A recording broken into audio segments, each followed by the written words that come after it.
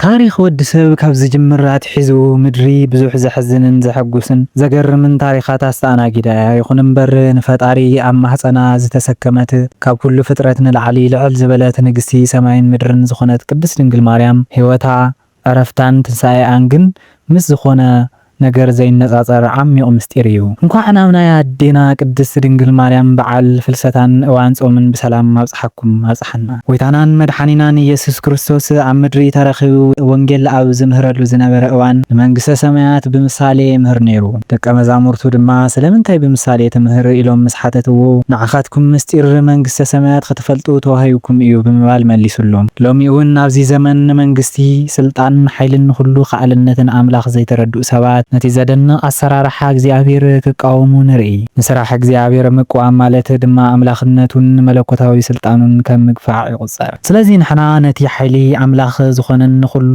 ህዝቢ ንመንግስቱ ተገዛኢ ዝገበረን ዘደንቕ ስርሑ ኩሉ ግዜ ብእምነትን ብትውዓትን ንምስክር። ኣብ ናይ ሎሚ መደብና ብዛዕባ ዓሚቕ ትርጉም ጸመ ፍልሰታ፣ ብዛዕባ ዘመን ህይወት እመቤታችን ኣይሁድ ብቕንኢ ተደሪኾም ብዛዕባ ዝፈጸምዎ ዝሰንብድ ፍጻመ፣ ብዛዕባ ተኣምር ታውፋንያ ከምኡውን ካብቶም 12 ሃዋርያት ሓደ ዝኾነ ቅዱስ ቶማስ ብደመና ተጻዒኑ ክመጽእ ከሉ ብዛዕባ ዝረኣዮ ዘደንቕ ትንሣኤን ዕርገትን እመቤታችን ብሰፊሑ ክነቕርበልኩም ኢና። ክሳብ መወዳእታ ምሳና ክጸንሑ ብዓብዪ መንፈሳዊ ፍቕሪ ንዕድም። ብዝኾነ ፍልሰታ ክንብል ከለና እንታይ ማለት እዩ? ፍልሰታ ዝብል ቃል ፈለሰ ካብ ዝብል ጥንታዊ ናይ ግእዝ ግሲ ዝተረኸበ ኮይኑ ትርጉሙ ድማ ካብ ሓደ ቦታ ናብ ካሊእ ቦታ ምጓዓዝ፣ ዝነበሩ ሃገር ገዲፉ ናብ ካልእ ሃገር ምፍላስ ወይ ምስዳድ ማለት እዩ። ኣብ ትምህርትን ምስጢርን ቤተ ክርስቲያንና ግን ጾመ ፍልሰታ ክበሃል ከሎ ትርጉሙ ኣዝዩ ዝረቐቐ እዩ። እዚ ጾም እቲ ንጹህ ስጋ እመቤታችን ቅድስት ድንግል ማርያም ብመላእኽቲ ተዓጅቡ ካብ መቃብር ጌቴሰማኒ ናብ ገነት ምፍላሱ፣ ድሓር እውን ኣብ ገነት ኣብ ትሕቲ ዕፀ ህይወት ኣዕሪፉ ካብ ዝነበሮ ምትንሳኡ ንምምልካት ዝንገር እዩ። ኣቦታት እዚ ምስጢር እዚ ከደንቑ ከለው ሞት ብጥሪ መቃብር ብናሓሰ እናብሉ ብዓብዪ ግርማ ይዝምሩ። ጾመ ፍልሰታ ካብቶም 7 ዓበይቲ ኣጽዋማት ሓደ ኮይኑ ብቐኖና ካብ ዝተወሰነሉ ግዜ ጀሚሩ ምእመናን ብዓብዪ ፍቕሪ ይጸምዎ። ታሪኹ ዝጅምር እመቤታችን ቅድስት ድንግል ማርያም ኣብዚ ምድሪ 64 ዓመታት ነቢራ ብሞት ምስ ተፈለየት እዩ። ሃዋርያት ልክዕ ከም ሓደ ወዳ ስጋኣ ፈሪሱ በስፊሱ ከይተርፍ ሞታ ምትንሳኣን ብኽብሪ ምዕራጋን ክርእዩ ኢሎም ካብ 1 ክሳብ 16 ነሓሰ ዝጸወምዎ ዓሚቕ ምስጢር ዘለዎ ጾም እዩ። ንድሕሪት ተመሊስና ናይ እመቤታችን ዘመን ህይወት ክንዕዘብ ከለና ፍጹም ቅድስናን ተኣዛዝነትን ዝመልኦ ታሪኽ ንረክብ። እመቤታችን ኣብ 5485 ዓመተ ዓለም ካብ ኣቦኣ ቅዱስ ኢያቄምን ካብ ኣዲኣ ቅድስት ሃናን ተጠነሰት። ነቢያት ቀዲሞም ሊባኖስ ትመጽእ መርዓት ካብ ሊባኖስ መርዓት ክትወጽእ እያ ኢሎም ብዝተንበይዎ መሰረት 7 ነሓሰ ተጠኒሳ ዕለት 1 ግንቦት ሊባኖስ ኣብ ዝበሃል ቦታ ብስእለትን ብብፅዓትን ከም ዝተወለደት ታሪኽ ቤተ ክርስቲያንና ብሰፊሑ የረድእ። ድንግል ማርያም ብጾም ብጸሎት ከምኡውን ብብኽያት ብኣስተብቅዖ ዝተረኸበት ንጽህቲ ቅድስትን ጽንዕትን ጽዕዱትን ስለ ዝኾነት ማሕደሪ ልዑል እግዚኣብሔር ክትኸውን በቂዓ። ብሓፈሻ ኣብዛ ምድሪ እዚኣ ዝነበረትሉ 64 ዓመታትን እዩ። ን3 ዓመታት ምስ ኣዲኣን ኣቦኣን ብዓብዪ ክንክን ዓብያ፣ ን12 ዓመታት ኣብ ቤተ መቕደስ ውሽጢ ካብ ዓለማዊ ጫውጫውታ ተፈልያ ካብ ኢድ መላእኽቲ ሰማያዊ ህብስቲ እናተመገበት ብንጽህና ነቢራ።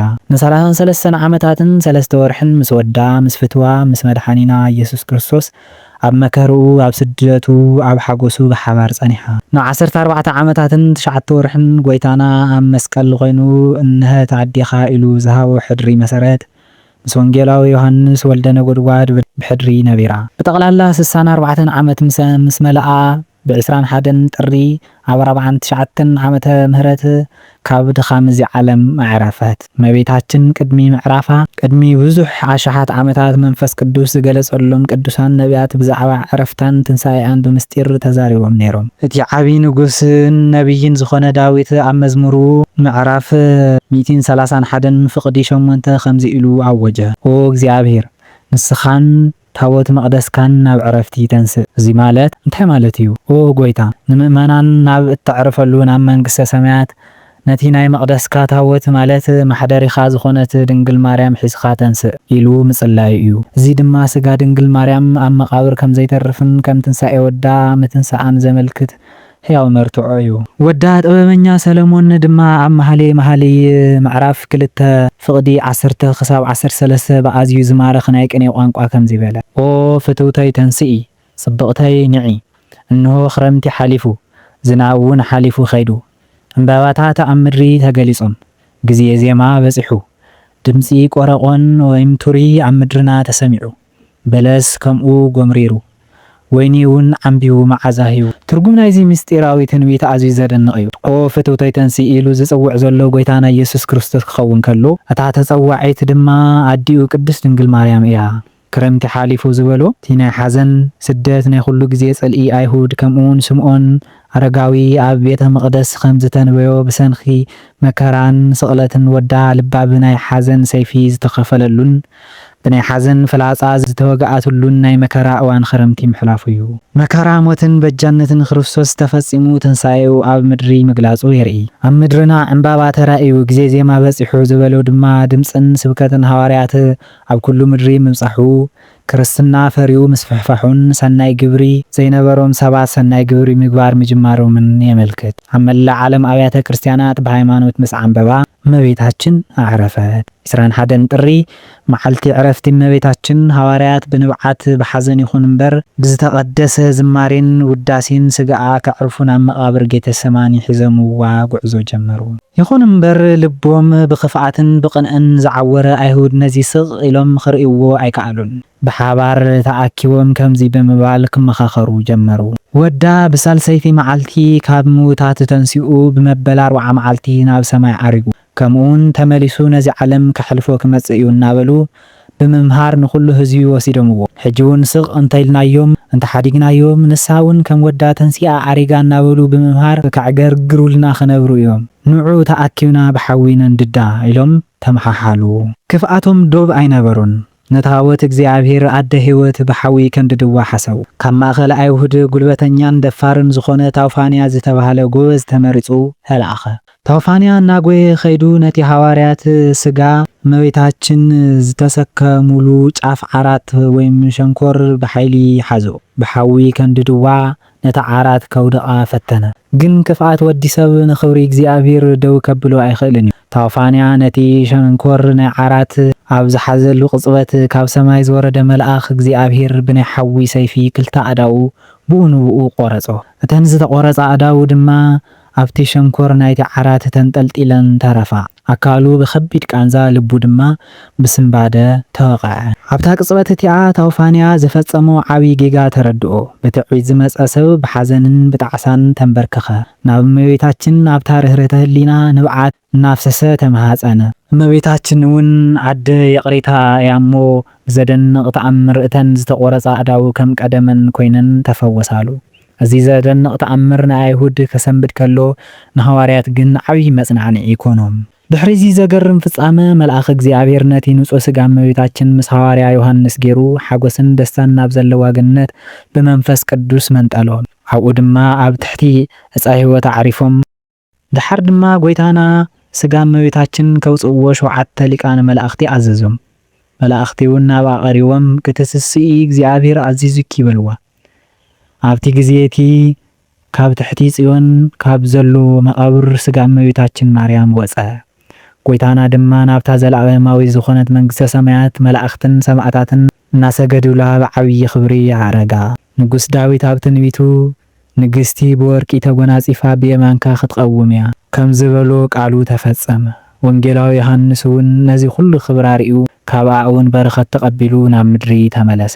ዮሃንስ ተመሊሱ ምስ መጸ ሃዋርያት ተኣኪቦም ዛዕባ ስጋ እመቤታችን ክሓዝኑን ክትክዙን ረኸቦም። ንሱ ድማ ዝረኣዮን ዝሰምዖን ኩሉ ስጋ እውን ብዓብይ ክብሪ ምዕራጉ ነገሮም። ሃዋርያት እውን ስጋ እመቤታችን ክርእዩን ትንሳኤኣ ክዕዘቡን ኣዝዮም ተመንዮም። አንጀት ብዝበልዕ ሓዘንን ሃረርታን ንኣስታት 6 ወርሒ ዝኣክል ተጸበዩ። ኣብዚ ኩሉ ናይ ቀብሪ ስነ ስርዓት እመቤታችን ካብቶም 12 ሃዋርያት ሓደ ዝኾነ ሃዋርያ ቶማስ ኣይነበረን። ካብ ሃገረ ስብከቱ ካብ ህንዲ ብደመና ተጻዒኑ ናብ ኢየሩሳሌም ይመጽእ ነበረ።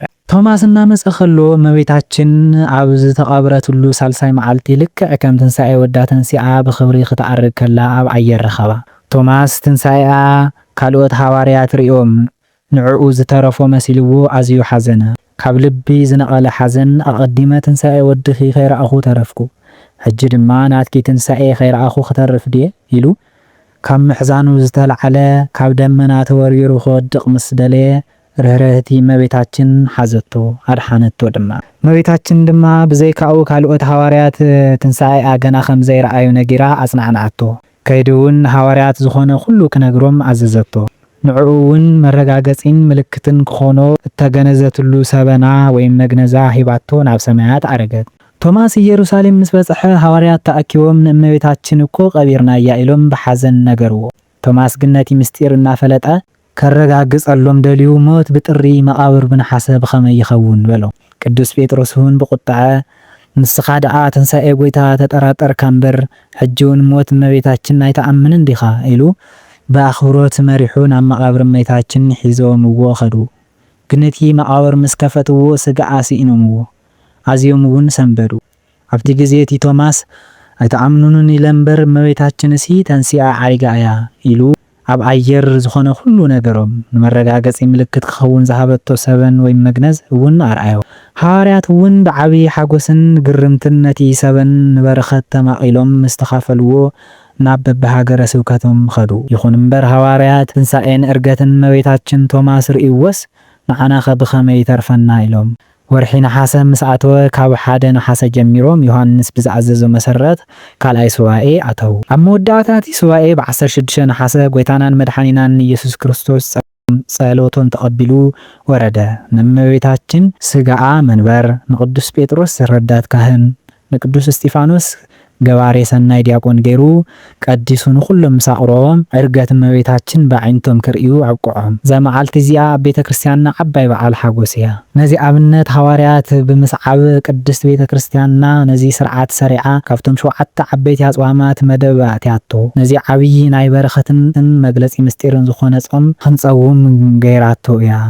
ጾመ ፍልሰታ ፍሉይ እዩ። ሃዋርያት ዝረኣይዎ ነቲ ዘደንቕ ምስጢር ንምርኣይን ካብ በረኸት ኣቦታት ሃዋርያትን ምክፋልን ኢሎም ህፃናትን መንእሰያትን ደቂ ኣንስትዮን ደቂ ተባዕትዮን ከምኡውን ኣረግቶት ነዚ ጾመ ፍልሰታ ብሃረርታ ይጽበይዎ። ኣብ ነፍሲ ወከፍ ዓመት ኣብ ወርሒ ነሓሰ ምእመናን ካብ ቤቶምን ምቾቶምን ተፈልዮም ዓራትን ምንጻፍን ገዲፎም ኣብ ናይ መቃብር ቤትን ኣብ ግቢ ቤተ ክርስቲያን ተዓጽዮም ይቕንዩ። ኣብ ምድሪ ደቂሶም ቁሩብ ጥረን እፍኝ ማይን ጥራይ እናጣዓሙ ብዓብዪ ተጋድሎን ሰውዕን ይሕልፍዎ። እዚ ጽኑዕ ስርዓት ምእመናን እመቤታችን ዘለዎም ጽኑዕን ዓሚቕ ፍቕሪ ዘርኢ ሕያው ምስክር እዩ።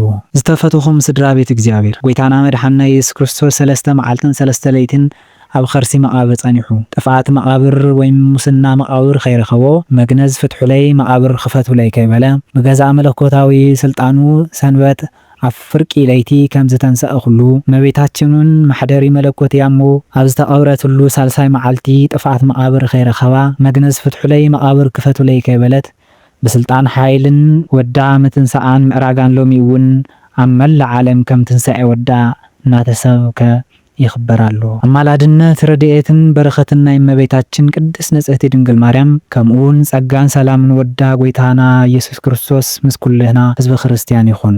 ክቡራት ቤተሰብ ቻነልና እዚ ምስጢር ጾመ ፍልሰታ ዝብል ቪድዮ መንፈሳዊ ፍልጠትን በረኸትን ከም ዘምጽኣልኩም ተስፋ ንገብር። እዚ ቪድዮ ንኻልኦት ምእመናን እውን ክበጽሕ በጃኹም እዚ ቪድዮ ላይክ ብምግባርን ሼር ብምግባርን እጃምኩም መንፈሳዊ ግቡእኩም ተወጽኡ። ሓደስትን ዓሞቕትን መንፈሳዊ ትምህርትታትን ታሪኻትን ዶክመንተሪታትን ክወጽእ ከሎ ብኡ ንብኡ ክበጽሓኩም ቻናልና ሰብስክራይብ ምግባር ኣይትረስዑ። ሰላም ኩኑ።